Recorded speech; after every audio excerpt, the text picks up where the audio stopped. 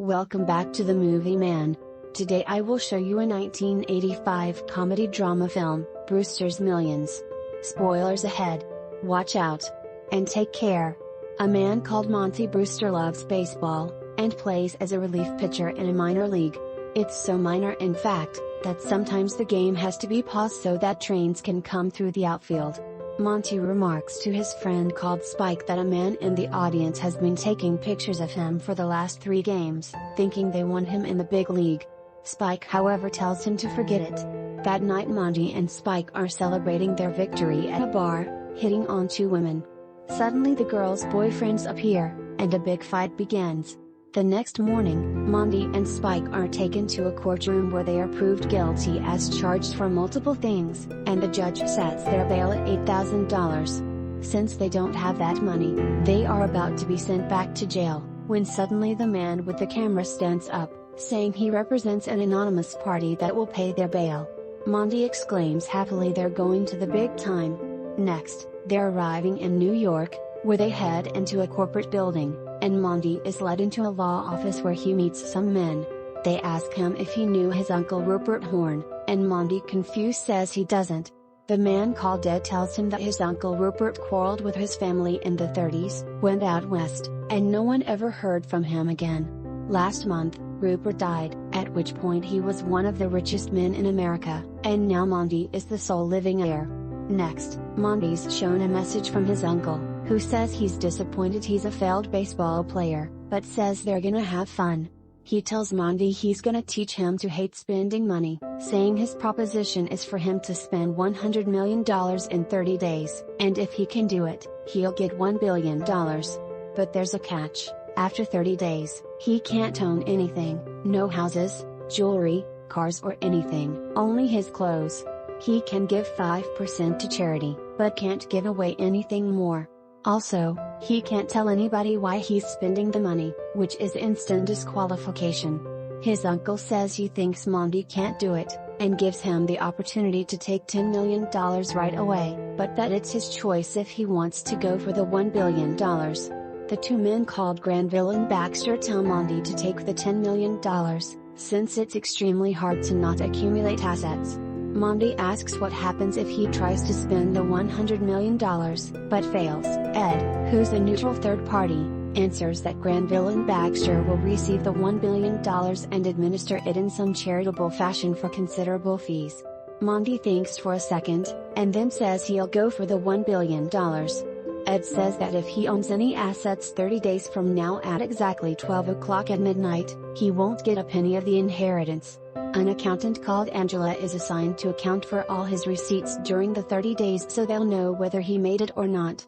They all go to the bank to check his $100 million, and Monty is absolutely overwhelmed. He asks the cameraman if he wants employment, saying he'll get $30,000 a week, and Spike gets upset he'll pay that jerk that much.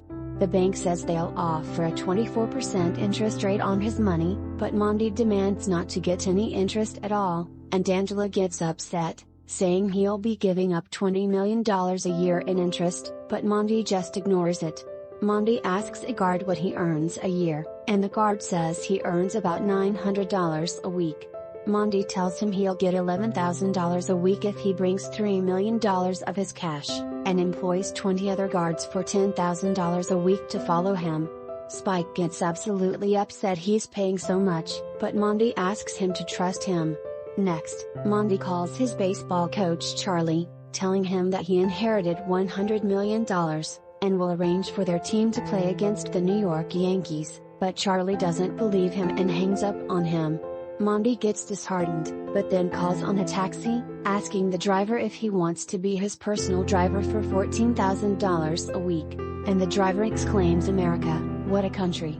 Monty turns around, asking who wants to eat lunch, and people cheer.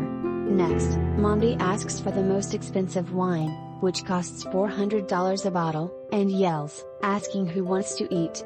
Monty asks Angela if he can hire someone to do her work so they can have fun, but she says she's not interested in fun and has a fiancé. Monty remarks he'd love to meet him, but Angela replies he can't buy everyone's time in this world, saying she doubts he can never buy Warren.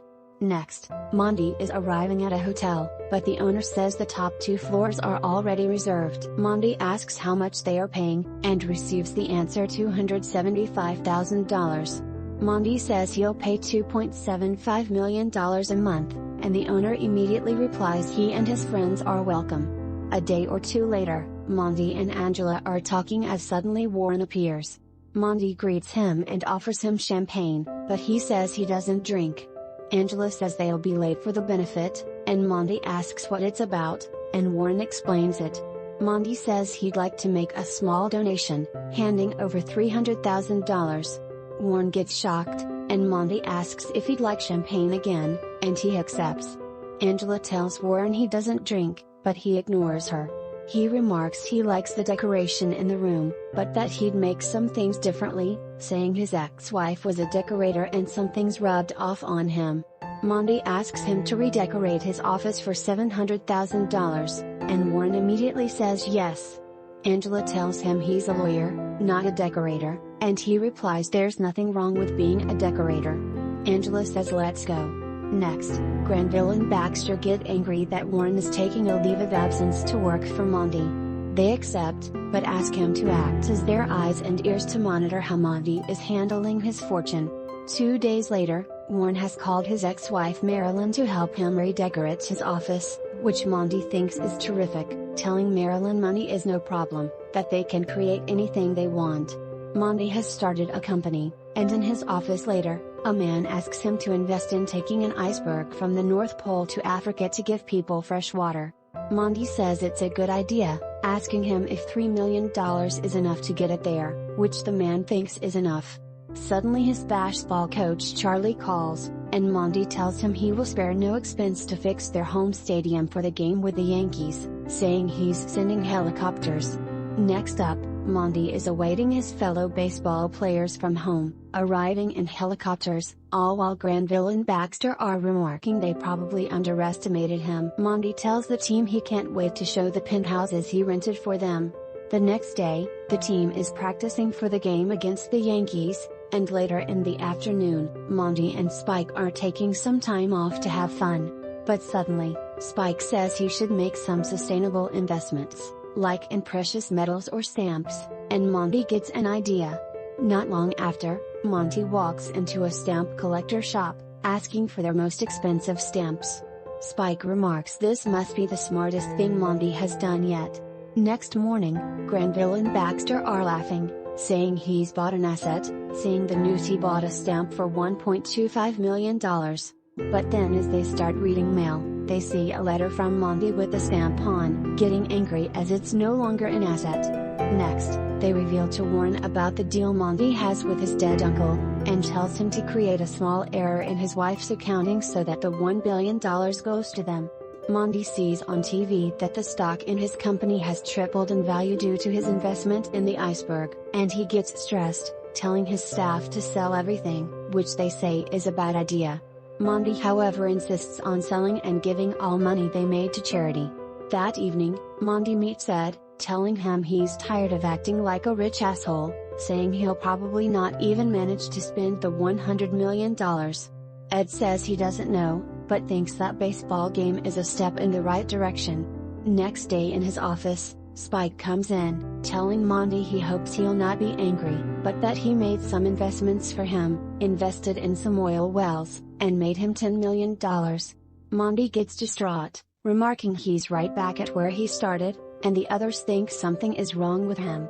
Warren interrupts, saying he needs $20,000 for a deposit on inexpensive furniture they're renting, which Monty gives him. Monty says he wants to be alone for a while, and they all get out. He puts on the TV, and hears the two candidates Heller and Salvino have been pumping scandalous amounts of money into the campaigns to become the next mayor of New York. Angela tells Spike she thinks Monty feels guilty making money, which must be why he gets so upset and does these things like campaigning to become mayor. Reporters ask Monty on his political positions, but he just replies he thinks no one should vote for him, nor Heller or Salvino, that people should vote for no one above. People start finding Monty very interesting, with his special stance that no one should vote for any of the campaigners. And Granville and Baxter remark he's on prime time on every station, running TV ads in all 52 states in case any New Yorkers are on vacation.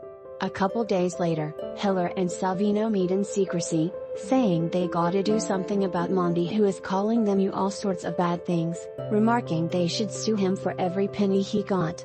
Next, Monty tells reporters he had to pay $4 million to them for the emotional damage he did to his slimy opponents.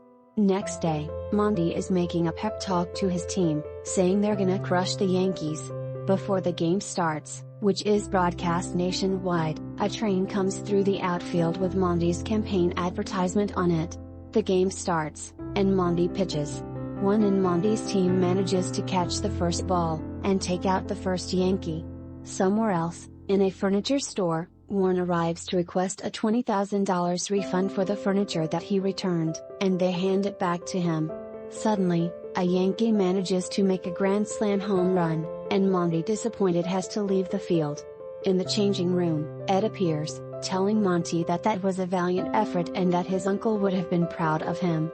He then says he came to warn him that if he wins the election, which it looks like he's gonna do, he'd receive $170,000 a year in salary, which would be considered an asset, and he'd lose his inheritance.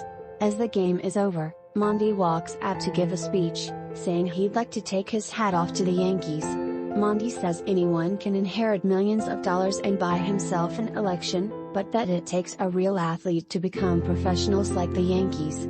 He then tells people the election was supposed to be a joke, that he never wanted to win, and people get surprised. Monty then tells the audience he got $105,000 left and is gonna throw a party tonight, and that they're all invited. That night, Monty talks with Angela, who tells Monty she's sorry his inheritance is gone, and that she'd probably go because there's no work left for her. Monty asks if he can escort her to the party, but then she gets upset, saying she can't believe he's celebrating becoming broke, and then gets angry that he squandered $100 million for nothing. Monty says tomorrow everything's gonna be different, but she ignores him. At the party later, Monty's friends and employees come up to him, saying they gathered some money for him since he's all broke. Monty thanks them, but says he'll less spend it, saying they better keep it. Spike starts talking to him, and Monty almost reveals the deal he has with his uncle, but manages to stop himself. Spike says he can't understand why he's doing all this, but then asks if he really spent that $100 million. Monty replies yes, and they laugh. He then remarks he's sick of spending, and goes up to his room to sleep. The next day, in the afternoon, Monty wakes up in his bed, and the hotel owner appears, saying he has to leave now. Monty thanks him, after which people tell him he has to give the clothes he's wearing back. Monty puts on his old clothes, and goes to his office. As he gets there, Marilyn appears, asking Monty if he likes it. Monty sincerely tells her this is a room he could die in. She gets happy, and then tells people they can remove everything, to return it to the companies they've rented it from. As he leaves the hotel, he speaks with a doorman, who tells him he'll never guess who he voted for, none of the above. A reporter remarks that no one seems to know where the broke Monty is right now, but that he hopefully puts on the TV to hear the fine news, that neither Heller nor Salvino has won the election. Monty arrives at the Granville and Baxter law office, when Warren suddenly appears, saying there's good news that he got $20,000 money over from a refund. Monty screams in desperation, that he's tired of this. In the office, Granville and Baxter give him a pen to sign over the inheritance to the law firm. Outside, Angela appears, having worked late, asking Warren what he's doing there. Ed tells Monty there's still 2 minutes left, but Monty asks what he should do in 2 minutes.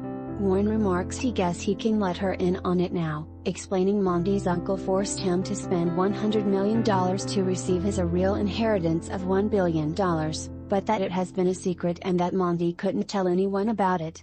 Angela asks how he then came to know the secret, and Warren says that is a secret too. But then Angela remarks Monty made it since she herself confirmed he spent the full $100 million.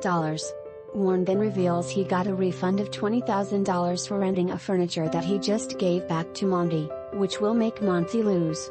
Angela storms into the room, stopping Monty, and explains how Warren purposefully withheld $20,000 so Monty was tricked into believing he spent it. Monty gets angry at Warren, calling him a scumbag. Warren happily remarks he's lost, and Monty hits him in the face.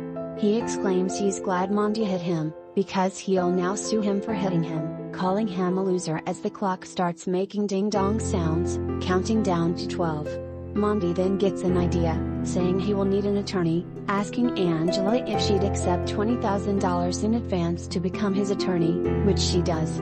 She hastily writes a receipt for the $20,000, and just finishes as the clock strikes 12 midnight.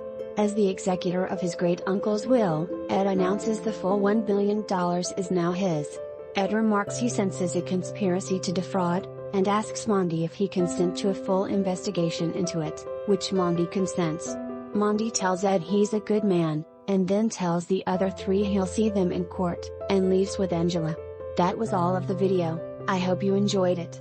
Click the like button and subscribe to watch more videos like this, and don't forget to turn on notifications. Thanks for watching.